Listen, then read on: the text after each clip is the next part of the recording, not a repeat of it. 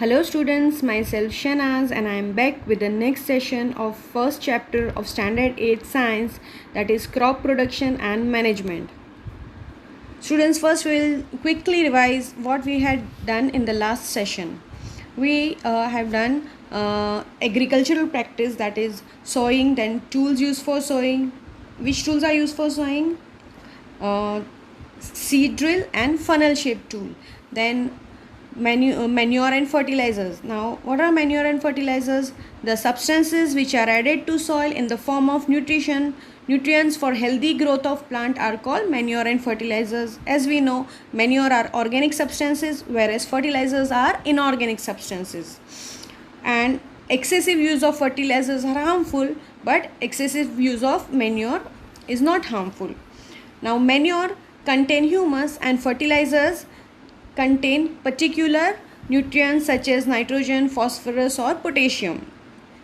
Then we also discussed crop rotation. What is crop rotation? Alternately growing of crops in the same field is known as crop rotation. Crop rotation is beneficial. It gives some time to soil to replenish its used nutrients. Okay, so now we will proceed with our session. Now students, as we know, all living beings require water for their life processes. All animals require water. In the same way, plants also require water for their growth. Now, water is essential for plants as well as animals. Roots of plants absorb water from soil. Now, along with water, minerals and fertilizers are also absorbed. Nutrients dissolved in water are absorbed by water and are transported to all the parts of plant. Germination of seeds also cannot take place without water. Water also protects the crop from frost and hot air current. Means water also maintain the temperature. To maintain the healthy growth of crop, it should be watered regularly. So from where does this water comes? Actually, rain is the natural source of water for plants. But irrigation, agriculture is done on very large scale, and every time farmers cannot depend on rain for water. Sometime rainy season is uncertain. Sometime there is too much rainfall. Sometime there is very less rainfall, and rainfall also depend upon the region. In some region rainfall is more, whereas in some region rainfall is less. So this give rise to irrigation system. Now because of irrigation system, the area where there is less rainfall or where there is shortage of water is supplied to the fields and agricultural practices carried out. So our next agricultural practice is irrigation. Now let us see what is irrigation.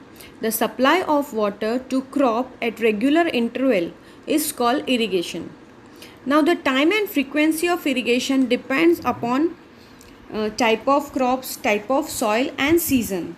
That is, the time and frequency of irrigation varies from crop to crop, soil to soil and season to season. Some crop require more water, some soil require more water, and water requirement in summer season and winter season is different. So time and frequency depends upon all these factors.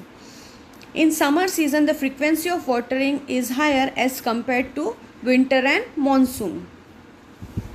Now, normally the natural sources of water are river, pond, lake. All these are natural sources of water. Sources of irrigation. Now the sources of water for irrigations are well, tube wells, ponds, lakes, river, dams and canals. Now water is lifted up by different method in different region for taking it to the fields. Sometimes cattle or human labor is used in this method. These methods are cheaper but time consuming. There are two methods for irrigation: traditional method of irrigation and modern method. Now in traditional method is little bit cheaper, but it consumes more time and efforts. traditional methods are Moat, chain pump, Dekli and Rahat. We will have a look on this method. See, the first picture is of Moat. In this, water is lifted by man and it is poured in the farmland. In this way, water is supplied to the fields. In chain pump, actually water is pulled by chain and it is supplied to farmland. Compared to moat, chain pump method require less effort of human beings. Now the third one is Dekli. In this Dekli you can see again the water is lifted from the well and it is supplied. And in this Rahat method, Rahat system, actually a lever is allowed to rotate by animals and water is taken out with the help of bucket and it is poured in the farmland. So this method require less human labor, but still animals are required to lift the water. Some pumps are commonly used for lifting water. Sometimes instead of humans or animals, pumps are commonly used, and diesel, biogas, electricity and solar energy is used to run this pump. Modern methods of irrigation are sprinkler system and drip system. Now you can see this sprinkler system. In this system, there are pipes with rotating nozzles and these pipes are joined with main line. When water is supplied through the main pipe, this nozzle starts rotating and it sprinkles water in the whole field as if it is raining. When water is allowed to flow through the main pipe under pressure with the help of pump, it escapes from the rotating nozzle. It gets sprinkled on the crop as if it is raining.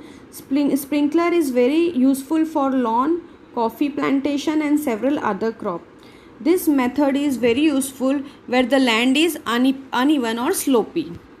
Now the next method is drip system. In this system is very useful because this system requires very economic amount of water. This system provides water directly to the roots of the plants.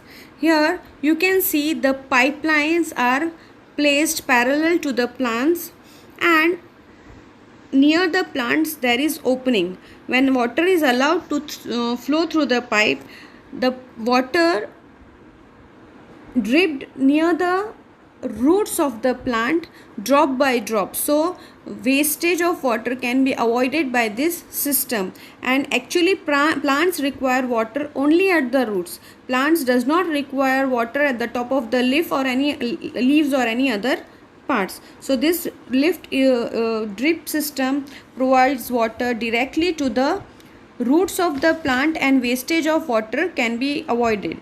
It is a boon in the region where availability of water is poor. The next agricultural practice is weeding.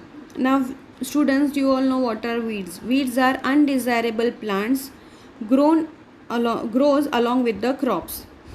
Now why we need to remove these weeds, you know? Because these weeds compete with the crops for water, nutrients, space and light. Actually our crops require water, but if weeds are grown, weeds also absorb water for their growth, and so our growth of our crops is sometimes stunted or it harms the growth of crops. So weeds needs to be removed. Farmers adopt many ways to remove weeds and control their crop. Tilling before sowing of crops help in uprooting and killing of weeds, which may then dry up and get mixed with the soil. The best time for removal of weed is before they produce flowers and seeds.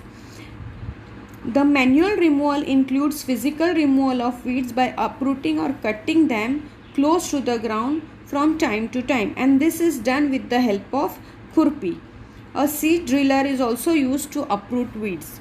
Actually, when at the time of plowing, in the beginning, seed drillers is used to uproot the weeds, but afterwards, after the crop is grown, and if farmers see unwanted plants around the main crop, they use khurpi to uproot the weeds. I'll show you the picture of khurpi in the next slide.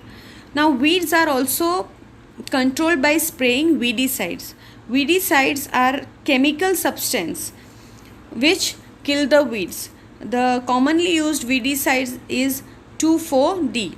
But actually weedicide is chemical which is not much harmful to the crops, but it is harmful to the person who sprays it. So normally farmers avoid using this weedicide. Instead of that, they use the common method, that is seed drill or khurpi, to remove the weeds.